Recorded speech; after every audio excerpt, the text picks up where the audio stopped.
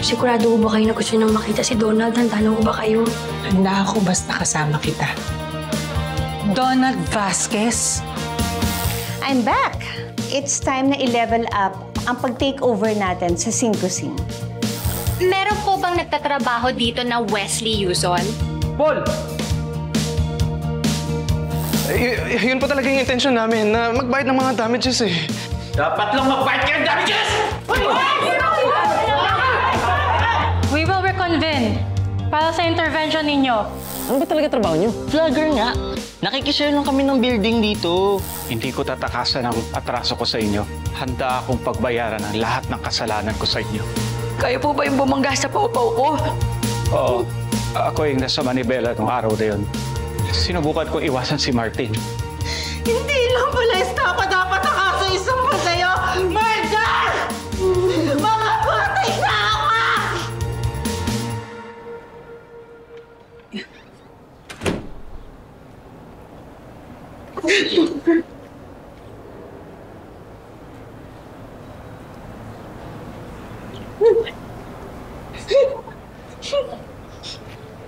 Selma, nandito ako sa'yo ngayon para humingi ako ng sorry sa'yo. Ngayon sumuko na si Donald. Pwede na kita tingnan ulit. Matapos ang ginawa niyo sa akin ni Martin.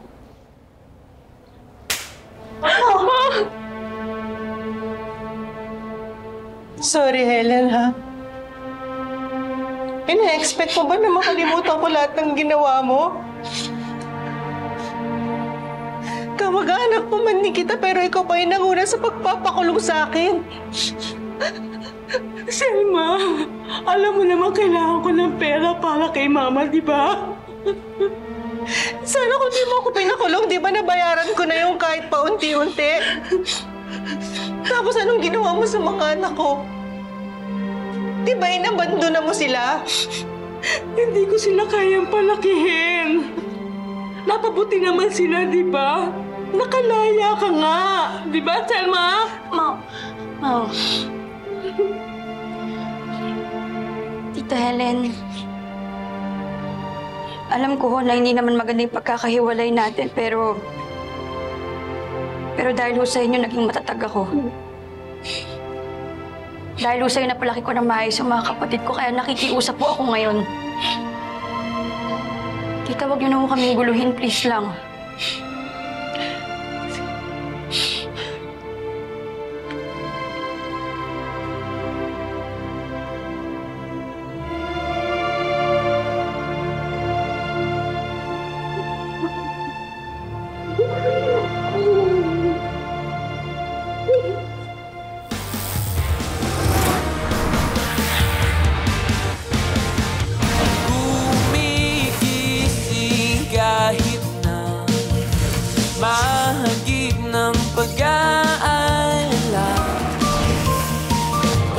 ng ulan. May darating na kalayaan, iyong pagmasdan, baghari ay daraan. Oo, tuloy lang sa pagtakbo. Narito ako, sumasabay sa'yo.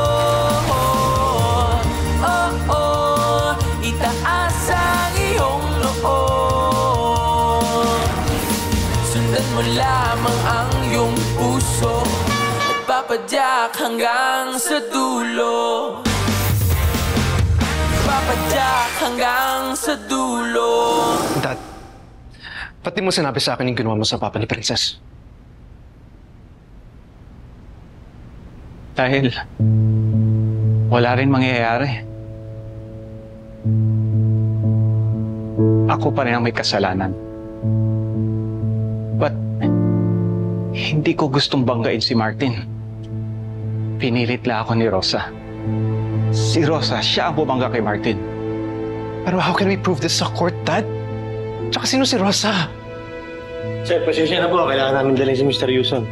Wait lang, pero meron pa kaming pinag-uusapan eh. Pasensya na po, sir. Wait lang.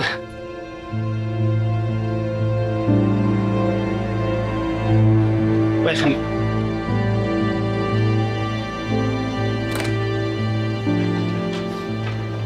Mr. Yuzon, pwede niyo po bang sumagot sa mga tanong? Bakit po kayo bumalik? Nako niyo na po ba ang power scam from 10 years ago? Emeraldia! Madam! What now, Daph? Madam, nakita mo na ba to? What's this? At sumuko nga ngayon matapos ang isang dekadang pananahimik si Mr. Victor Yuzon o mas kilala sa pangalang Donald Vasquez. Isa si Yuzon sa mga mastermind ng sikat na power scam na nilakawan ang mga nag-invest noong 2014. Nawala si Mr. Yuzon at nagtago sa Amerika. Bumalik siya ngayon para harapin ang kasong syndicated estafa na may window filing period na 15 taon. Tama na po, kailangan namin siya dalhin. Sir, ano po yung masasabi niyo po dun sa... Tama na, sir. Tama na, sir. Sir, kailangan namin siya dalhin. Information, sir. Sir, ano po yung masasabi niyo po? Lagot tayo. Tinrider tayo ni Victor.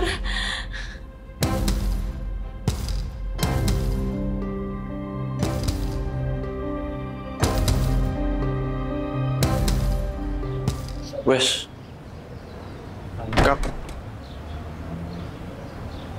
Hindi ko pa talaga alam ang ginawa ni Dad. Sorry. Pasensya na po. Wala ka naman talagang kasalanan eh. Naiintindihan ko na naipit ka rin. Kaso, mga taga-sing-kusing, baka hindi nila matanggap ang nangyari. Baka hindi nila matanggap ang relasyon sa tao ng loko sa kanila. Alam ko na umalis ka na rin sa partner ni Daisy. Kung sakaling babalikan mo sing-kusing, tabihan mo ako ha. Sige, Kap. Yun na.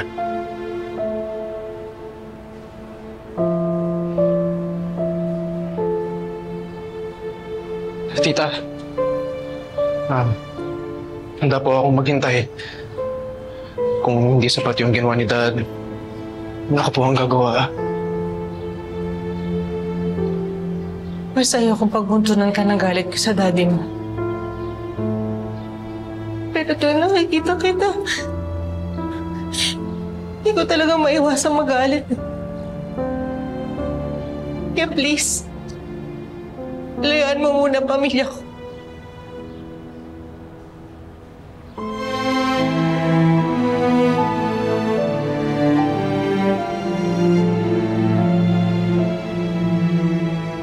I'm really sorry.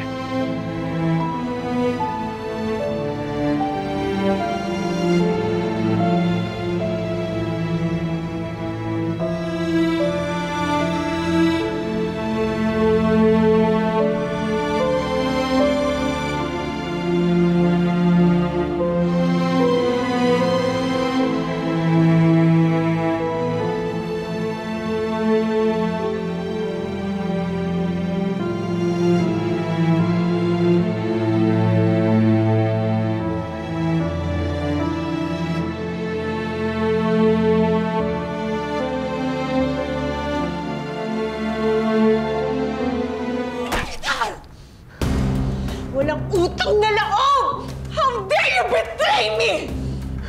Madam, ano pong gagawin natin?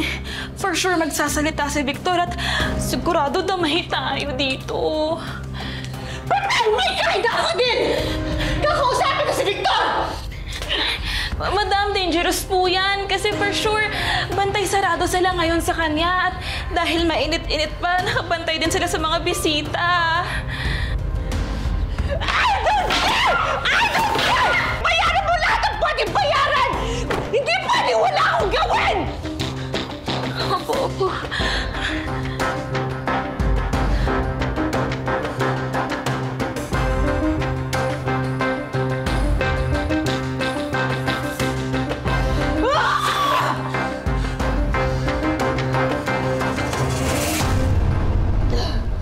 Pinuntahan ka rin pala ng abogado ng Donald na yan. Oo. Kaya sumugod ako agad kanina. Nagulat na lang ako nandun ka. Eh, gusto ko pa naman sana kausapin ka na lang pagkatapos. Pare, pinigilan ko lang talaga yung sarili ko, pero galit na galit talaga ako sa kanya. Eh, alam ko naman yan eh. Pero naisip ko, mas maganda siguro na huwag ka na muna humarap sa kanya. Pero alam ko ano talaga ang kinakagulat ko. Anak pala niya si Wes. Hindi ba alam ni Wes ang ginawa ng tatay niya? Alam ko naman na walang kasalanan si Wes sa mga ginawa ng papa niya. Pero alam mo pare, dati pag makikita ko yung si Wes, tuwang-tuwa ako. Pero ngayon, galit na galit talaga ako sa kanya. Kasi, di ba dapat yung buhay ng mga anak ko ngayon, yung maganda, nakatapos sila sa pag-aaral. Hindi yung ganito, na hirap na hirap. No, hayaan nyo na ho. Ganun ho talaga, ipagpasa Diyos na lang natin. Importante magkakasama po tayo ngayon. Kahit na, princess! Kahit na!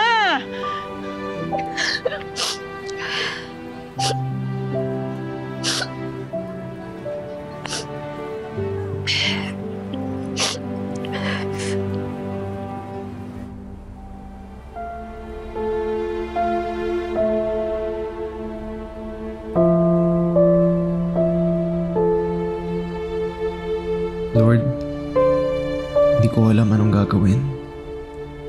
Of all people, sa lahat ng pwedeng makilala, sa lahat ng babaeng pwede kong mahalin.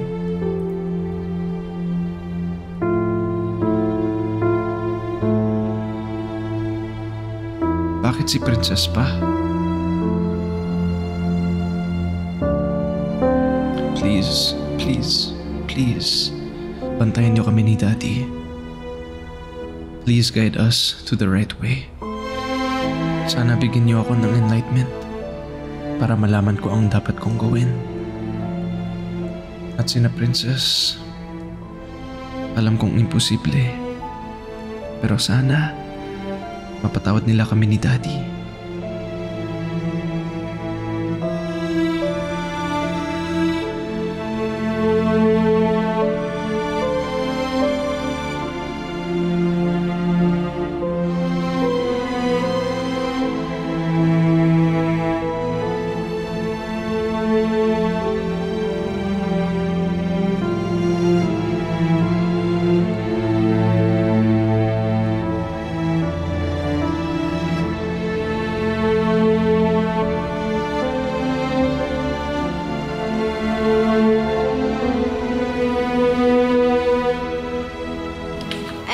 Ayun nga la, nagtataka nga pa rin po ako bakit doon nagtatrabaho pa rin si Wes.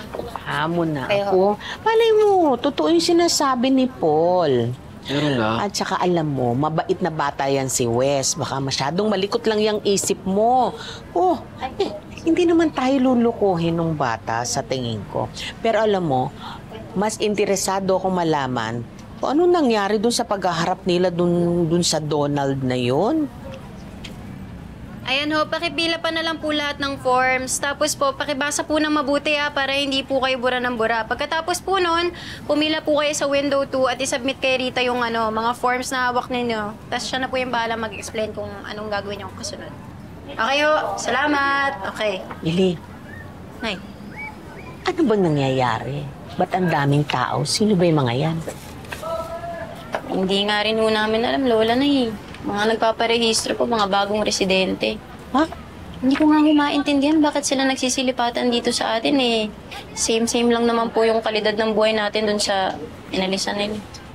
Sayang no. Sana dinamihan ko yung dala namin dito. Okay lang la. Balik na lang po tayo pag naubos. Ha? Oh, sige, Oo, Lola Nay. Tutulungan ko po kayo magbenta niyan. Talaga? Ay, salamat naman. Lola, nagbebenta po ba kayo ng pagkain? Ay, oo, anak. Ito, siomay rice. Kumakain ka. Meron kaming ditong fried siomay, steamed siomay. Anong gusto mo, Iha? Fried siomay na lang po. Uy, nagbebenta daw si nanay ng pagkain. Bili na rin kayo. Uy, bili ko kayo. Mura lang po ito. Masarap ito. Tara, kuha ko yun. Ano ho? Fried or steam po? Anong gusto Ito po yung mga fried dito. Ito yung mga fried. Ito yung mga sigurado. Opo. Tara po. Ano pong gusto ninyo? Grabe yung pagharap natin sa korte dun sa scammer, ano? Ay, nako, Inday. Super masalimuot! Malay ba naman kasi natin na itong si Wesley pala, si Whitey, anak pala nung scammer. Kaya nga, napakaliit ng mundo. Biruin mo mag-ama pala yan. Oo, Totoo. naku. Active na active ang chismisan na. Ha? Ano ba pinag-uusapan niyo? Hay, Nay Lucing. Hindi maiwasan at ito'y kagulat-gulat. Ito palang si Wesley, anak ng manloloko. Anak ng manloloko? Oo! Naalala ba ninyo yung lalaki nag-orient tungkol sa scam? Ay nako, tatay pala ni Whitey yun. Ala. Pero kung titignan para siyang kawawa. Eh, kawawa nga na Betchay. Eh, pero paano naman tayo mga naloko nung tatay niya? Kaya nga. Pero paano pagbalik niya dito tapos dumugin sa kapagtulungan siya nung mga naloko nung tatay niya? Naku, kawawa nga. Ako ha, wag na wag niyong gagawin yon. Alam mo, kahit ginawa ng tatay ni Wesley yon, doon kina Princess, aba naging mabait naman si Wes sa atin, hindi ba? Ako, pala yun?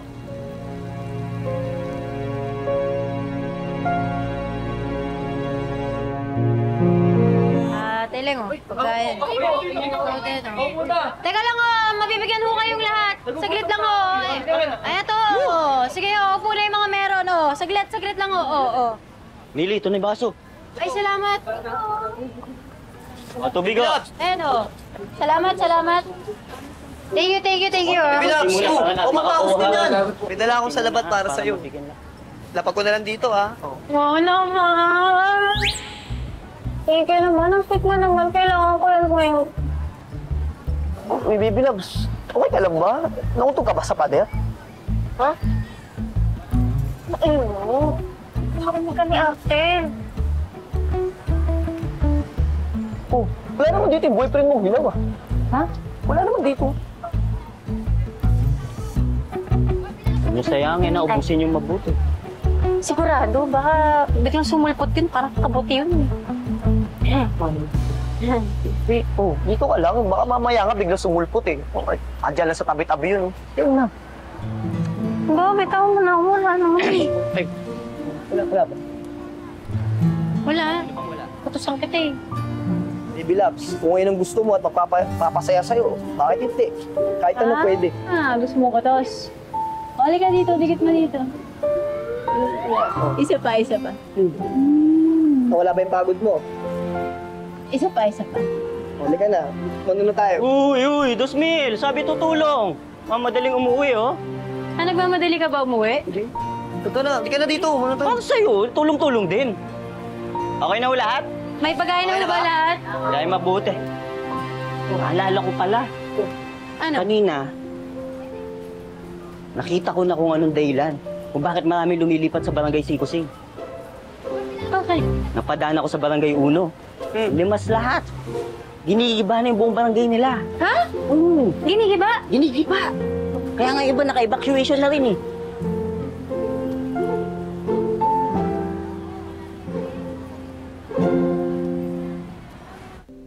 Bale, may kaso na po, kaso hinihintay na lang ang hatol mo. Ganun talaga, Loy. Sabi nila parang mga 3 buwan pa bago ano yung kaso. Sabi lang matagal yun. Sa dami pa naman ang kaso dito sa Pilipinas. Kaya, ayun yung korte. Ibibigay na doon sa kaso. Pero sigurado po bang anak si Kuya Wes ng scammer? Pwede huwag muna natin pag-usapan yung Kuya Wesley niyo ngayon. Mao, kung nakakulong po yung tatay niya ngayon, mag-isa na lang po siya.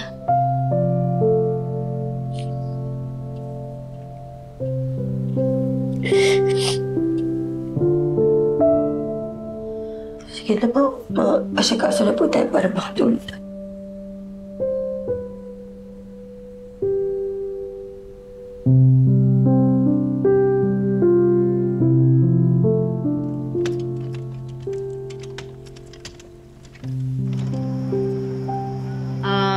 Pap, parami na ho ng parami lumilipat sa atin, Oo nga baka sa isang araw magsisiksika na tayo rito. Kapitan Ernie. Kap. pwede ka ba makausap? Oo. Sige, pasok ka. Mga kasama, magsipagpasok tayo. May outing ba kayo? Ba't kasama mo yung buong pamilya mo? Tsaka kasuot ka na ng life jacket, ah. Hindi, Kapitan. Kapitan, mga pamilya na kasi ang mga turing ko sa kanila. Pero hindi ko sila kadugo, ah.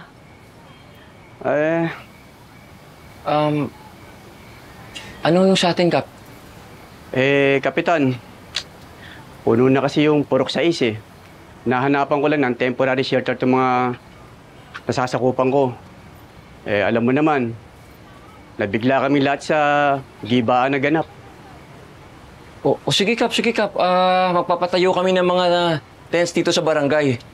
Millie, pakikuha ng mga pangalan nila para may listahan tayo, ha? Sige ho. Alam mo, Kapitan, awang-awa ako sa mga nasasakupan ko. Ano yung pangalan? Yung ibang mga nasasakupan ko, nagsipagpunta na sa kanilang mga probinsya. Pero yung iba, nagpunta sa iba't ibang barangay. Kap, yung 5 laging bukas para sa inyo, ha? Salamat, Kapitan. Alam mo, Kapitan, sising-sisi ako. Wala akong nagawa. Kayo ba? Hindi ba kayo naapektuhan doon sa itatayo nila na condo casino complex? Sana, Kap, wag naman. Pero alam mo, yun ang kinakatakot ko, eh. Pero wala pa namang lumalapit sa amin. Nung una kasi, akala ko, chismis lang, isolated case lang nangyari sa Uno. Pero, yun nga sana wag kami madamay. Yaman namin yan, Kapitan.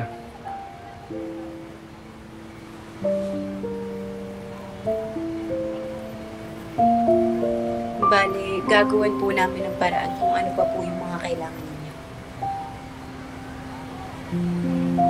O siya, sige anak, bili na tayo. Ate Inday, 2 chicken nga po. Himala na, Lusing. Bakit nagsawa na po ba kayo sa siomay na hapunan? Ito po, iluluto ko na. Tama. Nakakatampo ka, Miko. Bakit kay Inday ka lang bumibili? Ate Betchay, alam mo naman may high blood si Lola Nay. Tataas ang BP niya sa mga isaw mo. Naku, ikaw naman, lahat na lang issue sa'yo. Kaya nga, sabi ko, pasensya na. Yan, ganyan. Anong balita kay Princess? Oo nga, ano? Kung tayo nayanig, paano pa kaya si Selma na nakulong? Dahil siya ang mukha ng scammer. Pero ang mahirap dun nadamay lamang siya sa gusot na yan. Ang isipin na lang natin, at least ngayon, malinaw na ang isip ng mga kapitbahay natin na dating galit na galit kay Selma. Kasi naloko rin sila. Sana nga po, malinaw na sa lahat. Kasi malaki rin ang mababawas sa bigat na dala ni Tita Selma kung alam niya na di na masama sa mga mata ang tingin niya sa kapitbahay natin.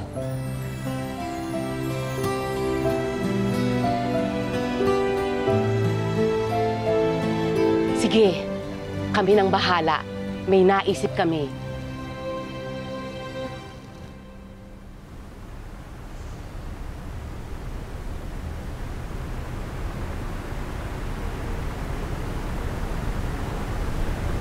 Hoy, Yuzon!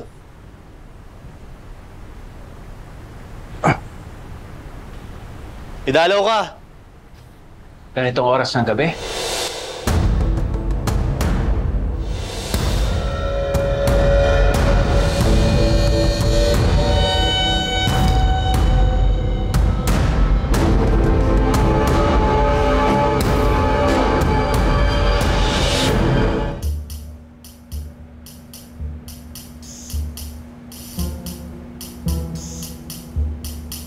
My dear Victor, look what you did. Susan. Bakit ka kasi lumabas at sumuko? Tinatraidor mo ba ako? Sinabi ko na sa'yo. Hindi ko na kaya yung ginagawa na natin. Hindi na kaya ng konsensya ko.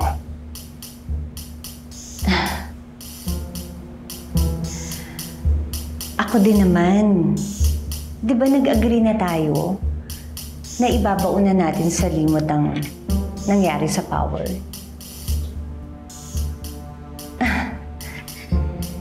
And here you are. Hinahalungkat ulit yun. Ano bang problema? Bakit ka bumabaliktad? Di ka sumunod sa usapan natin. Pati anak ko. Tinamay mo sa panluloko mo.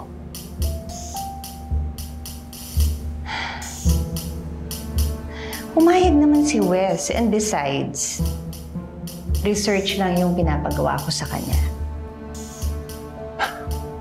Kung alam niya ang totoo, hindi siya papayag.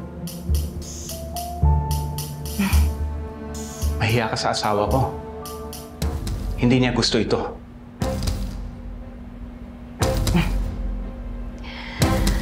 Past is past. Bakit hindi ka ba makamove on, katulad ng ginagawa ko? Pagkatapos ito, ano? Ikakanta mo ko?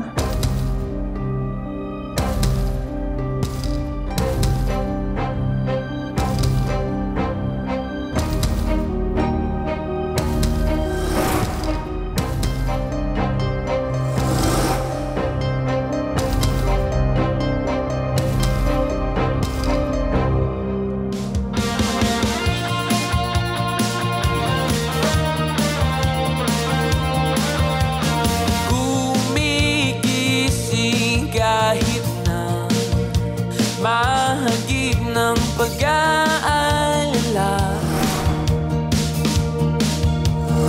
Habang buhay kong pagsisisihan ang mga ginawa ko dito para sa trabaho ko. Salamat sa sunshine na dinala mo sa buhay ko, Princess. Sa'yo lang ang puso ko sising-kusing. Pero habang ganito pa tayo, pasensya na. Iiwan mo na kita. Gagawin ko lahat para hindi ka humarang sa akin. If I were you, tototohanin kong manahimik talaga. Alam mo kung anong capacity ko. Sir, tulong! Tulong! Sir! Hello, attorney? Hello, Wes. I just received a call from jail. Patay na raw ang daddy mo. What? Huli na nang mapansin ng mga gwardya na wala ng buhay si Donald Vasquez, ang suspect sa power scam noong 2014. Patay na yung loko sa amin. Oo.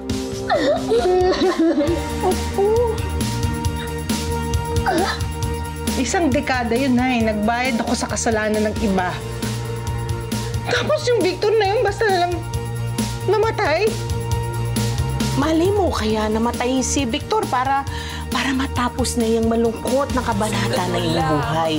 Na makapagsimula ka uli kasama ng mga anak mo.